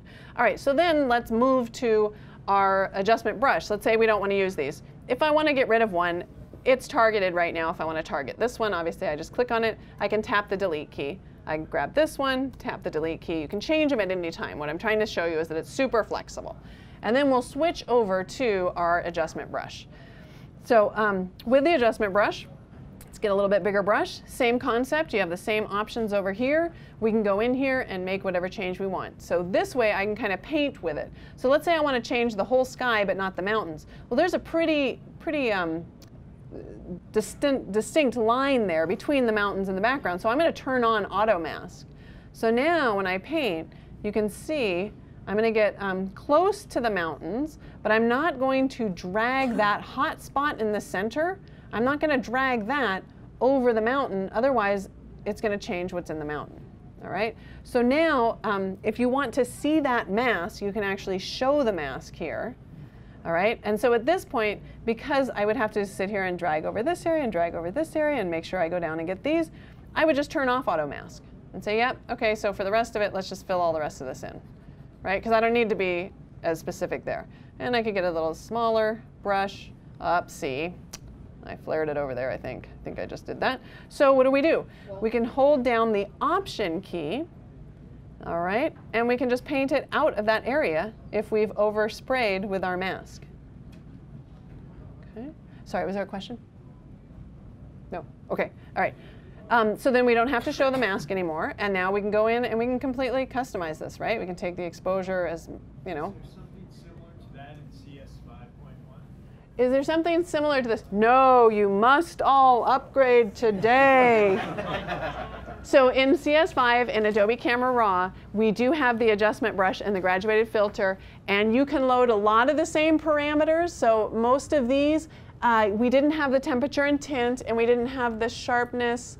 So here you can do selective sharpening, right? You could just load your brush up with a little bit of sharpness. You could do, you know, like a little teeth brightening or desaturating of teeth if you're doing portraits by just loading these up with a little bit of negative saturation and maybe a little bit of exposure or maybe a little bit of extra highlights. All right, and then you can add the color too. So there's something similar, but we've added a lot more functionality in CS6. Yes? Are the algorithms for the basic adjustments the same in Lightroom and Photoshop? They will be if you're using Lightroom 4 and Photoshop CS6, right? That's when we've got compatible, that's when they're compatible. They're exactly the same. Yes? Can you show these changes with Action and Ultimate? Can I show the changes with... Can you use? Can I record this like with an action? Yeah, and then, no. Oh, you can't. No. So no actions and automation in here. Yes? How about if you want to save I'm cleaning up the teeth, brightening the teeth? So, oh, okay. So, yeah, maybe I missed something there. If what you're asking is, can I save a preset for the teeth? What I could do is say, all right, my tooth whitener is going to be +5 exposure and maybe minus 20 or so in saturation. Then I can save this as a preset by using this little flyout and say new local correction setting. So this will become my teeth whitener. So now, once I've got this tool selected, I can go here and select that from my list of presets. All right, so yes, I can save them as presets, but I don't have actions like you do in Photoshop. Question? Can I pick an exact color off that sky, let's say, and paint the rest of the sky that color? So the question is, you know, can I select a color? Yes, we have a color picker right here, okay, but I don't think it's going to do exactly what you're asking because there's two components to it. One, when I do select a color, and I'm just going to say we want to add a yellow in there or something. When I paint with this, first of all, it's a color overlay. It's like a wash. It's not a solid color because usually what people are trying to do is they're just trying to add a tint like to a sunset or something. So yes, I could select this blue and paint that hue of blue over here if I wanted to, but it's not going to change the density of it. Okay? Okay. All right. So, so I really want to get to a lot of other things besides Camera Raw. So let's go ahead and I'm going to cancel out of here. Da, da, da, da, da. Do you notice what I'm doing right now? Cancel all changes, including changes. No, I read it. Yes, I did. A dialog box came up and I read it. Just saying. Okay. A lot of times dialog boxes come up and people are like, meh, whatever. I was like, whoa, whoa, whoa, what did it say? Okay, you know who you are. You're grinning right now. I can see you. Okay, so let's talk about the new blur filters. There's 3 of them. There's, so let's just, I think I can actually show it. Let's try to do this with the minimal number of file openings. So we'll open this image. So the 3 blur filters underneath the filter menu, right here in blur, there's 3 new ones right here at the top. Field blur, iris blur, and tilt shift. We always still have lens blur, which has its own advantages because if you need a really, really specific mask and you're blurring around a mask and you want a lens blur, you will want to use the lens blur filter because it works with an alpha channel, or you create an alpha channel, it uses that as a depth map in order to apply the blur. Womp, womp, womp, womp, womp, womp, right? So there's a movie on it if you want it, if you want to see the lens blur. It has, it's a demo of a Nest image. But for now, we're just going to look at field blur. All right. Actually, let's look at tilt shift first. So as soon as I selected that, we've got all the options over here as panels. So I don't have to do the field blur. I can uncheck that and we can go to tilt shift instead. And I think you guys are probably pretty familiar with this kind of effect. So here I can tell it how much blur I want. So just a little bit of blur or a lot of blur. Moving that is the exact same thing as coming over here and moving this blur. Okay, but it's kind of nice to be able to do this all on screen. This is called a pin in the center. You can move this pin wherever you want. You can also change the distance. The area between the 2 solid white lines, this area here, there is going to be no blur added at all. Once you get past the solid line, this is the area of transition between the solid line and the dotted line. All of this is completely adjustable. If you click and drag anywhere in this area up here, you can rotate. But look what's going to happen. You're going to go home and you're going to click and you're going to say, ah, that doesn't rotate, that added another pin. So you'll delete that and you'll go, oh, I remember what Julieanne said. Select the pin and then click and drag. So not click and let go, click and drag in order to rotate that. All right, now we can scoot this here. Just scoot this in a bit. See how when I scoot it in, see how it starts blurring? Right there, that's the transitional area. Okay, and right over here. All right, and then if we wanted to, we could come over here with our little bokeh, and we can kind of make that, see if I can get that to go there. We've got a nice little bokeh there, okay? All right, so other options here, the distortion. You can add distortion one side going either way, or you could do symmetric. So now I'm affecting both sides. You can see the distortion being built in there. So pretty cool functionality. Now, just to save some time, I'm going to stay with this, this image, but I'm going to delete the tilt shift blur, and instead we're going to go to the iris blur. And, well, it doesn't actually make sense on an image like this, so let's close it. And we'll just open up these two images real quick. Command R, gets them in camera raw, select them both, and open. Okay, so the iris one I like because once you kind of learn about it, you see that it's a lot more powerful than you might think at first glance. So if I come here to my iris blur, again, that just sets my default, but I can always go and add a combination of any of these. All right, so we can go ahead and rotate this if we want to, and we can make it as large or as small as we want. So let's go ahead and rotate that. Let's put the pin right over maybe the nose, and let's increase the amount of blur. So what's happening here? Well, you'll notice there's no blur until you get to this point. I can bring the point in, or I can move the point out. But Julieanne, I don't have a perfect circle. Okay, so what you can do is hold down the Option key and move these pins independently of one another now. What's that? Oh, all right, so we'll move that down, scoot this over. We can even make this a little bit bigger if we want to, so that that's not quite, you know, so dramatic there. All right, so that's going to be the iris blur. Now you can add as many of these as you want. So if I wanted to add another one over here, I can do that. And if I have this pin targeted, I can do the P key. The P key gives me the preview, toggle it on or toggle it off. The M key shows me the mask that I've actually created. And that gets really interesting. If I delete this and we change over to the field blur, the order of these I always thought maybe we could flip them, but then they wouldn't be alphabetical, because what I'm concerned about is the field blur. Someone will come in here and they'll just go, huh, it blurs the image. The whole point of the field blur is you want to add more than one. So I could add another blur right here, or another pin, and then set it to 0. And then another pin here and here and here, and we can go in and we can change these to whatever amounts of blur we want. All right, and I'm just going to do this really quick, but what it'll do is it'll allow me, watch, if I tap the M key, you see the mask that it's creating? So it's actually creating a mask in between each one of these interactive pieces. So when I come over here and I scoot this over, you can see the mask is dynamically changing, right? Because what it's got to do is it's got to say, okay, on this pin right here, we go from 161. Well, we're going to go from 161 there to whatever this is set to, 98. So that gradient is going to be different from this gradient, and it's taking into consideration that one and that one and that one, right? So lots of math going on. And the really cool thing is you can save this mask to a channel. So what does that mean? Why am I pointing that out? Because there is one thing here that you might notice when you really blur an area like this. And that is when you really blur an area, what do you lose? Like the texture of the image. In the lens blur filter, you can actually add noise back in so that the noise, so there'd be some noise in here, so it's not just this smooth blur. But that lens blur filter was hard to use, and I had to use a depth map, and I didn't know how to do that. So what you do is you do it all here till you get what you like, And then you save the mask to a channel, and you use that channel with that other more powerful lens blur filter so that you can add your noise.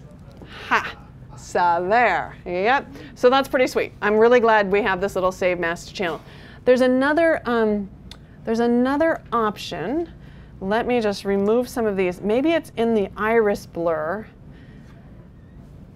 No, I thought maybe it only appears if you actually, yeah. So if you have a selection, oh no, it's right there. Yeah, it's here, but it's grayed out. It's way up here. It says selection bleed. What that is if you go into here with the selection, because you only want part of your image blurred, the selection bleed is like the feather. So it'll allow you to kind of get this nice transition between what is blurred and what's not blurred. It's called selection bleed. And it's right up here in the upper left. Because I didn't have a selection, it's grayed out right now. Okay, so that's all the new blurs. So let's close that. Don't need to save it. Close that. Okay, and let's talk about adaptive wide angle, because that's a pretty important one. This is a very cool new filter. Let's open this up. You guys know, by the way, and I keep forgetting to do this, but if you hold down the Shift key, when you double click on a camera raw file, a CR2 or an NEF or a DNG, at least I thought, yeah, in the previous version, okay, it'll actually open that raw file, but it will bypass the camera raw dialog box. So if you've already fixed your image and now you just want to open it, just hold down the Shift key when you double click the image and it'll just pop it open into Photoshop. Okay, so this new filter, this adaptive wide angle, pretty cool. What it does, let's just fill this. Okay. It allows me, basically, it knows the metadata, from the metadata, it knows what lens this was taken with. So if I come over here and I start dragging to the right, I'm not bending that line. It knows, because based on the metadata of the file, that if I want to straighten it, it knows how much it needs to straighten. So if I just let go, it would straighten it. Yeah, and then I can go in here and say, yeah, well, that's not quite straightened the way I wanted it to. In fact, I can actually right mouse click and say, hey, this should be a horizontal line. So just make that the horizon if you want to. Then I could come in here and add another one. I could say, all right, well, what about from the top of the lighthouse maybe down into here? See how I'm going to hold down the Shift key this time when I do it. And what that's going to do is it's going to say this should be horizontal. I'm sorry, this should be vertical. So it will set that as vertical. All right. So, okay, so in this example, it's kind of a silly example because I purposely picked this lens because I wanted that effect. But let's say you're jammed into a little small space and you're trying to shoot something architecturally and everything's coming out all bendy and you don't want it bendy. This is a good way to fix it. And you can add as many points as you want to. In fact, if this was like a, you know, if you were in a kitchen or something and you had a refrigerator, we've got the polygonal tool right here where you can just drag your 4 points and it will straighten based on that. So that's pretty cool too. So that's our adaptive wide angle tool. Okay. That's in ACR? No, not in ACR. This is in Photoshop proper. So I would definitely apply the lens correction, but there's a different, I think we get to a certain point with some of the lens profiles when we were talking really wide angle. So this was a 15 millimeter that it won't correct this. It depends on the lens profile. So here, you just have a lot more control over actually changing it. Okay. All right. So let's cancel out of here. Close that one. Actually, just leave that open for a minute. Okay. So back to bridge, back to bridge. So we also have 2 things in Photoshop CS6 that I think are really cool. One is color toning. We've got a bunch of new gradients for color toning, and we have the ability now to use color lookup tables as well. So anyone who works in cinematography would probably know what a color lookup table is. You know, obviously you're shooting over multiple days, multiple scenes, and then they have to somehow make that movie all look cohesive. They're using the same color table for the entire movie. So you can load those up, which are interesting, and if you want to learn more about it, there's more about that on my blog. But what I think is probably more interesting for us is probably the color toning. So let's open up this one. I think this is the one that's posted on my website. So you can download this. I'll just go ahead and open it. You can download this template. And let's open it.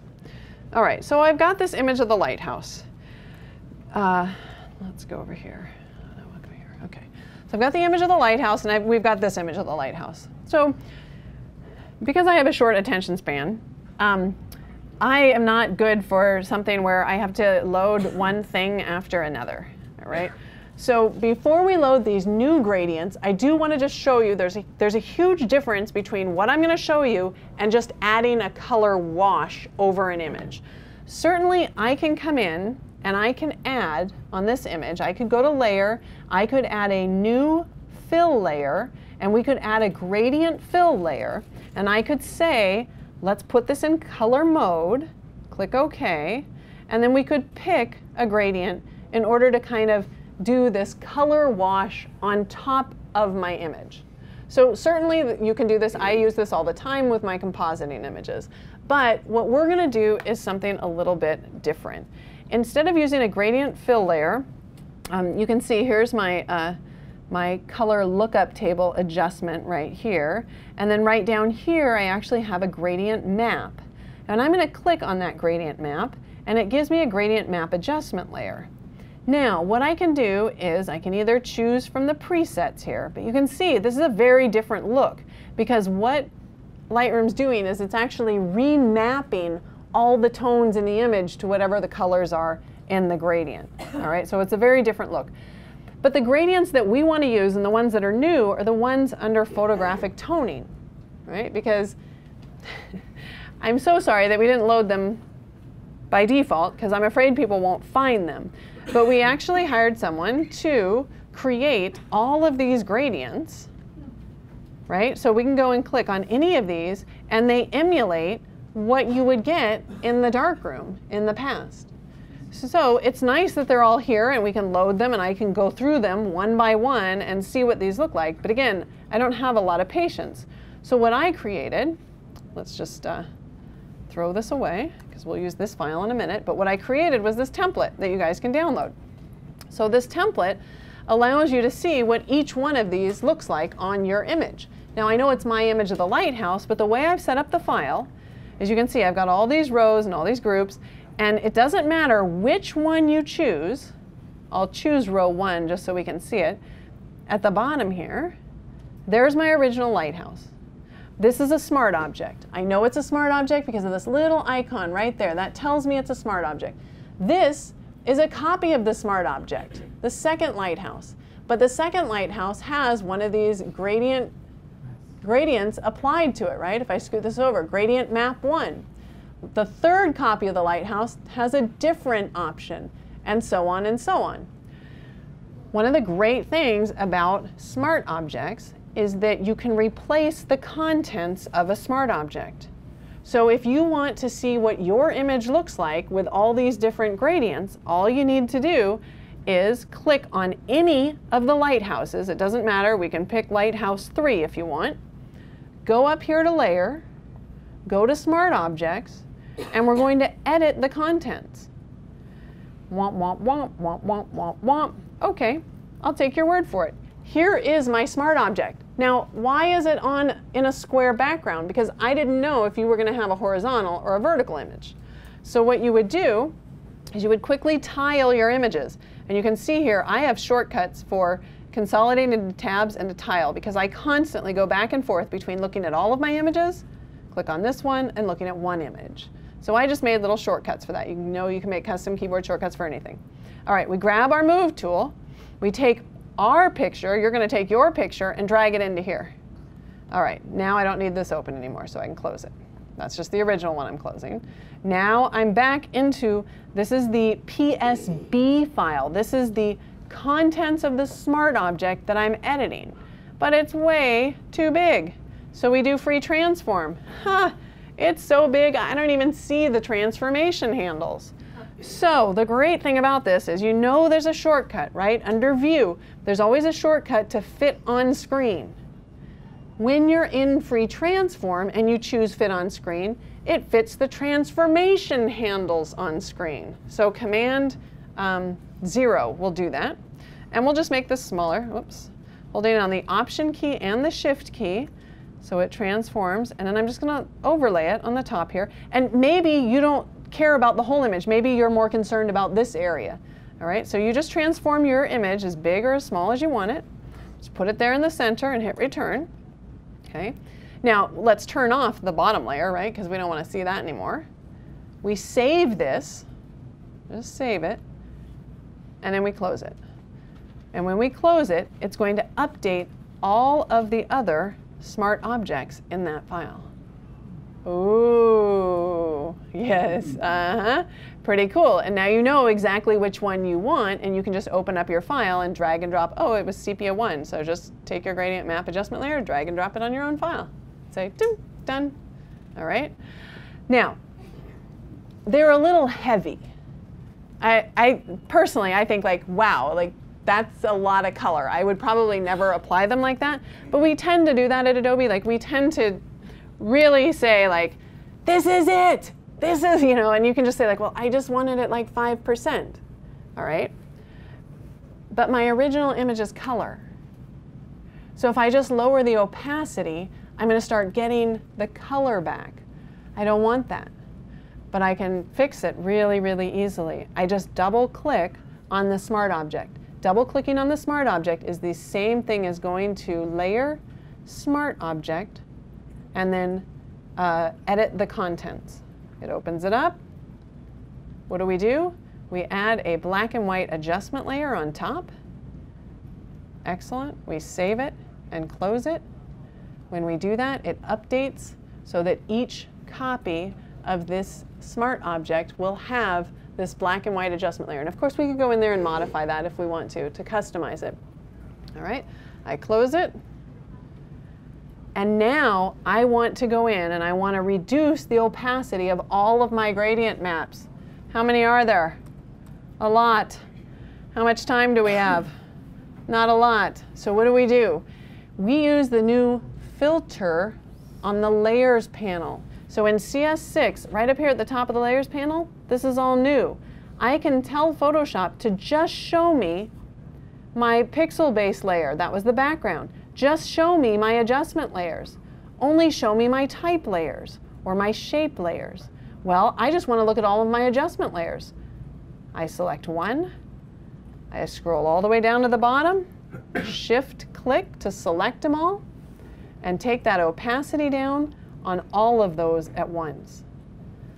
All right, so for designers, for some photographers, that is going to be an incredible option to be able to just select a specific type of layer. Or you can go here and you can say, you know what, I want to select based on name or effect. Is there effect applied? Or the mode, anything that's set to multiply mode. I want you to find all of those layers or has a certain attribute or color. All right, so it's going to be much easier for people who work with lots and lots of layers to find those layers and make adjustments to all of those layers at once. Because like you saw, I can change the opacity of the layer. We can lock layers when there are multiple layers selected. We can, you can move multiple layers when they're all selected. You can change the blend mode of multiple layers. One other thing that you can do that's really cool is you can actually clip now, you know, I've got these layers, let's turn off the filter. I've got these layers all in these layer groups, right? So it's just a folder, but you can put multiple layers in there. So it never used to be that you could add things like, I can now add a layer style to a group. I couldn't do that before. I can add, I can make my group part of a clipping group. So if I've got a bunch of different pieces of text, I can go ahead and put them all in a group and then put a photo on top of that and clip it so the photo only shows up in the text, but leave all my different pieces of text all, you know, different and scattered and stuff as long as they're in a group. So that's really cool as well. Okay, let's close this. You guys know that you can download this off my website. We have some new painting tools, which I don't want to get into right now because we don't have a ton of time. We've done a lot of stuff with shapes and with styles that I think that if you use those, you'll really appreciate them. What I want to talk about just for a second, though, is video. Now, here's the thing about video. Here's the thing. How many of you have video files on your computer? Yes, and how many of you guys edit those video files? Ah, so not bad. Okay, because usually I'm like, all right, how many people have video files? And everybody raises their hand, and I say, how many of you have edited it? And like 2 people. And it's like we all aspire. Like we're aspiring to do it. We want to do it, but it's just finding the time to do it. So for a lot of photographers, what we want to do is we want to make that jump a little bit easier. And one of the ways we can do that is we can incorporate some of the video tools into Photoshop so that people don't have to learn a whole nother application. Now, if I had a 30-second video that I just had to trim the in point and out point, I'll just do that in Lightroom. Put it up on Facebook. Done deal. Good to go. If I want to do something more, if I want to put music over it, if I want to put more than one clip together, if I want to turn off the audio overlay or anything, I'll do that in Photoshop. But if I want to make a 20-minute movie, I'm going to use Premiere or some dedicated video application, whether it's After Effects or whatever. But so I don't know about you guys, but I was thinking, well, straight video, it's not really my thing. My thing's much more about masking and compositing. So I want to make sure that I show you this, and then we'll talk a little bit more about video. Because I think maybe this might get some people excited about video that are kind of on the fence. But we've got this image right here, and I'm just going to open it into, whoops, not into there. Let's quit that, and I don't think you guys want to see me hula hooping. So we will bring this down. Yes, no, I don't think you do. All right, we'll drop this into Photoshop. Okay, so it used to be in previous versions that Photoshop, you had to have the extended version in order to do video, right? So now you don't. In CS6, you do not need the extended version. Anyone can do video because we thought enough photographers are now getting into video where it shouldn't be an extra thing. It's something that they should just get with Photoshop. So I have this little video clip, and I'm just going to hit the play button. Turn off my audio, but it's just, you know, cute. Not very creative. It's about as creative as I get with video. So I was like, yeah, really, I just have to get motivated somehow to do something cool with video. So I thought, well, my whole life is working with masks and stuff. So what if I masked this? So what I did is I just went back to the beginning of my timeline down here, right? So I can just scrub through here if I want. But I'm going to go back to the beginning of my timeline, and I'm going to make a still image. All right, and I'm going to put that still image on top of this video. Okay, so how would I do that? Well, I can select all, and the easiest way probably is just copy merged. So I'm going to copy this, and then I'm going to paste it. All right, so we're just going to paste it. Now I have another layer. Now, the way that video works in CS6 is that you have these video groups. So when I pasted it, it pasted this into the video group. Well, I don't necessarily want it in the group because when you have video in groups in Photoshop, it is sequencing them one after another. And you can just change the order of the layers in the group, and it changes that order. But I want it out of the group. So I'm going to take layer 2 and drag it all the way to the top, so now it's out of that group. And I'm going to reposition it on the timeline and make the still image the same length of time as the video. All right, so this one we can call still. That's my still image, and that's my video image down here. So now when I hit the play button or the space bar, it's really boring because nothing's happening, right? Because my still is on top of the video. So layers with video work just the way layers normally work with Photoshop. But we can add a mask to the still. So I'm going to go on my layers panel, and we're going to add a little mask by clicking on the mask icon. It's a white mask, so we know when the mask is white, we can see the image here. So I need to create a mask to hide some of the image. So what I'm going to do is I'm going to tap the G key. The G key gives me my gradient tool, and I'm going to grab this 4th gradient right here. This is my reflected gradient, and I'm going to drag a gradient, let's just say right about here, here to the right. So I've got this thick line gradient. You don't see anything now. Maybe you can see right here this icon. So let's do this. You guys know that if we go to the channels panel, you can turn on, you can make visible your mask here. So that's all I did. We can also use the keyboard shortcut here, which is just Command \. All right, so now this is my mask, but it's in the wrong spot. And I want to move the mask over time. So I want to do 2 things. I need to reposition it. But if I use my move tool to reposition it now, both the still image and the mask are going to move together. I need to unlink them, and that's what the little icon is between the thumbnail of the content on the layer and the thumbnail of the mask. So we unlink that. I use my move tool with the mask selected, my layer mask is selected, I use my move tool and I'm just going to scoot it over to the right. Ah, this happens. I don't like this. If I was smart, I would have inverted that. Is that correct? Command I, yes. So I inverted it. Why did I invert it? Because I want the mask to show. Here, this will be easier if I do this. Let's toggle this off. Okay, so now maybe we can see what the mask is doing. I want the still image showing in like 80% of the image. It's only going to show the video where the mask is. Okay, so I needed to invert it first, and then we need to move it. All right, so I've got my mask selected. We'll go ahead and make it so that we can see it. Go to the channels right here. We'll view it so that I can see what I'm doing. I'm going to move that over to the right. Yeah. All right. It's going to be moved all the way over here. Now all this is red, so that's no good. So we need to select that. See how it's black here? So I just need to fill that with white. So that was Command Delete. Just filled that with white. All right. And I'm going to paint with my brush just a little bit more in my mask right here, because at the end of the video, I kind of want this water still running. All right. Now, I use my move tool again. We're going to scoot this over the other way. I got that same issue on the other side. So let's grab the Marquee tool, M for Marquee. You guys know that when you drag a marquee, sometimes it's really hard to get up at the very top here. And I'm too impatient to try to get it exactly there. So I'll just start dragging the marquee anywhere. Then hold down the space bar and you can move your point of origin. So you just, make it go up to the top, let go of the space bar and continue dragging. Command Delete just fills that with white, deselect. So now I have my mask and it's sitting way over there, exactly where I want it. I'm going to hide the mask so that we don't see it. And now I have to tell Photoshop what to do with the mask.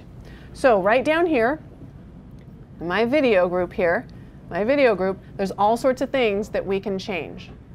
One of the things that I can change, if I have oh, sorry, I don't want to be working with the video, silly. I want to be working with the still image. One of the things that we can move is the layer mask position.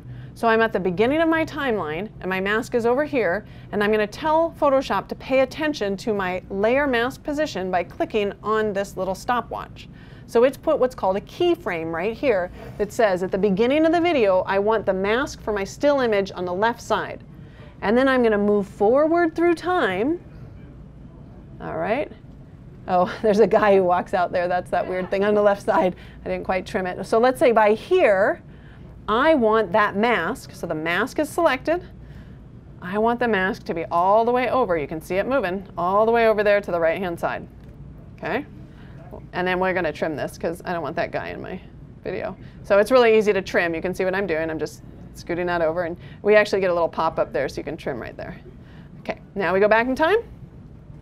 If I've done it correctly, we hit play. And the waterfall starts to thaw as it moves across. And then it will start freezing again. Isn't that cool? I know. So like all of a sudden for me, it was kind of like, oh, I just don't, hey, get out of there. For me, yeah, I didn't trim it very well there. For me, it was like, I'm not really sure about this video thing, but it's Photoshop. So like anything, almost anything you do in Photoshop, you can now do to moving pictures. Yeah? Can you make it into a GIF or a GIF? You know what? I think I can because, let's see, how would I do that? Can I convert this into, because you're thinking of like a cinemagraph or something? Yeah, I think what I could do is just change it from, how do we do that? I don't want the timeline. I want the convert to frame animation. And then I could save that as an animated GIF, I think. All right. And then I can also, of course, here under File, under Export, I can render to video. So if I wanted to render this to a video clip, I can. We've got kind of the H.264, which, or QuickTime if you want to, but kind of the common ways to output. And then I thought we had some presets in here, but maybe we don't. Can you loop it so it continually goes? Can we loop it? There's got to be a way, but I don't know what it is. Loop playback. Ha! Why did I speak so? Well, of course there's a way to loop it. Right here on the flyout menu, you can loop your playback. Within Photoshop. This is all within Photoshop, so like you don't have to learn another app, which is quite nice. On the other hand, I will say that, you know, if I was going to do like a slideshow or something, sure, I could bring in all my still images and I could put in audio. See, here's my audio track right here. I could put in an audio track. But then if I'm going to do something like that, I'm going to think, is there an easier tool? So in Premiere, for example, which is our digital video editing tool, you can, when you're listening to your audio, you can tap a keyboard shortcut and it actually puts a marker on every downbeat so that if you wanted your images to change with the beat of the music, you just mark them and you would say, let's see, edit. No, you gotta bring in your images first, but you don't have to drag each one in, and you wouldn't have to set the duration or anything. You just say add sequence at unnumbered markers, and all of a sudden, boom, you've got your whole slideshow, and it's all to the right beat and everything. So, I mean, definitely, this is a great starting place, I think, for people who are starting with video. But then we do have the more powerful tools. Like Premiere and After Effects and stuff. So I know we don't have very much time. We have 5 minutes. So are there any questions? Yes. So the question is, you know, there's other things that we'd like Photoshop to do, like stitching in the background, but that is not one of the things that it does. So there's no other background uses of the background capability? No, but I will say, you know, Bridge is different from Photoshop. So a lot of times what people do, like if you had an action that you wanted to run on you know, 1,000 images, you would set up that action in Photoshop and you would run that action, right? So that action is playing in Photoshop. Let's say you also had a wedding that you had to edit and those were all raw files. Do you guys know that while you're in Bridge, if I select a bunch of raw files and I use this Command R to edit my raw files, I'm editing these not in Photoshop, but in Bridge. And the way that I know that is if I hit done, it takes me back to Bridge. So Camera Raw is a plugin, and it can plug into Bridge, or it can plug into Photoshop. If I do an open with these raw files, watch what happens. So Command O opens. Did you see Photoshop flash for a minute? Because it said, oh, open them. Here, Photoshop, please open these files. Photoshop says, oh, I've got a plugin that'll handle these. So if that was, you know, it's kind of a stretch for the question that you were asking, but it kind of reminded me that Camera Raw is a plugin that plugs into either one. So if I were to hit done now, where am I? I'm in Photoshop, not Bridge. That's how I would know which one I'm opening it into. So everyone used to say that you should do your image enlargements in 10% increments. So when we actually added those two other bicubic, the one for the sampling up and sampling down, you know, short story, you no longer have to do that, okay? Because we're, as of CS probably, I want to say 4 or 5, whichever one has the option here. If you're doing an enlargement and you pick bicubic smoother, well, this would be the best thing to do. This is what I would do because I don't ever trust people like me. I'd go here to bicubic smoother and I would enlarge it once, and then I would take the same file and use the 10% increment and see if you noticed a difference. Right? Too much work. Too much work. Okay, then just take my word for it. You just want this bicubic smoother and you don't need the 10% increment. Yeah, yeah. If you're stitching again. Stitching. Mm-hmm. Yeah, if you're shooting raw files and you want to stitch them together as panoramas, I know in Photoshop CS6, I think in I'm not sure if in previous versions, but I know in Photoshop CS6, what I would do, if I had a bunch of images that I wanted to stitch together, I would go in and, I know, nice, that'll give you a nightmare, huh? Sorry, I was just seeing if here's panorama. What I would do is I would go in here and I would do a little Command R to go into Camera Raw, and I would apply my lens correction right here, and I would enable it in all of them so that hopefully that would get the bend out of there. And then I would just hit done, right? So I better apply it to all of them, right? So here they're all selected, and I'm going to enable that, and then I'm going to hit enable to locate. This is really? Okay. I'll take your word for it. I'm just gonna hit done. If that had been applied, now when I go to Tools and I go to Photoshop and I say Photo Merge, it will take into consideration the fact that I want the lens correction profile applied. Yes? For getting a new computer, obviously as much memory as possible, but is there a recommendation on video card for photographers? We're not doing the 3D video or anything. Yeah, so let's just look at this one for a second, because about this Mac, and we'll go to more information here. So this has a very decent processor. The memory has 8 gigs, so that is working for me pretty darn well. This graphics card, I've got 1024 for instead of like 512. You want to get the better graphics card with the more memory on the graphics card. Since we're doing so many of the computations on the graphics card, this is better. And then I also happen to have a solid state drive in here, which just absolutely rocks. I mean, I just can't even tell you. I'm just like, oh, it's painful now to go back to my desktop machine. So I'm like, come on, Apple, I need you to update that desktop machine. Okay, you guys, it is after 6. Thank you all very, very much for coming. Hopefully you learned something. For more information, please visit us online, give us a call, or stop by our New York City Superstore. You can also connect with us on the web.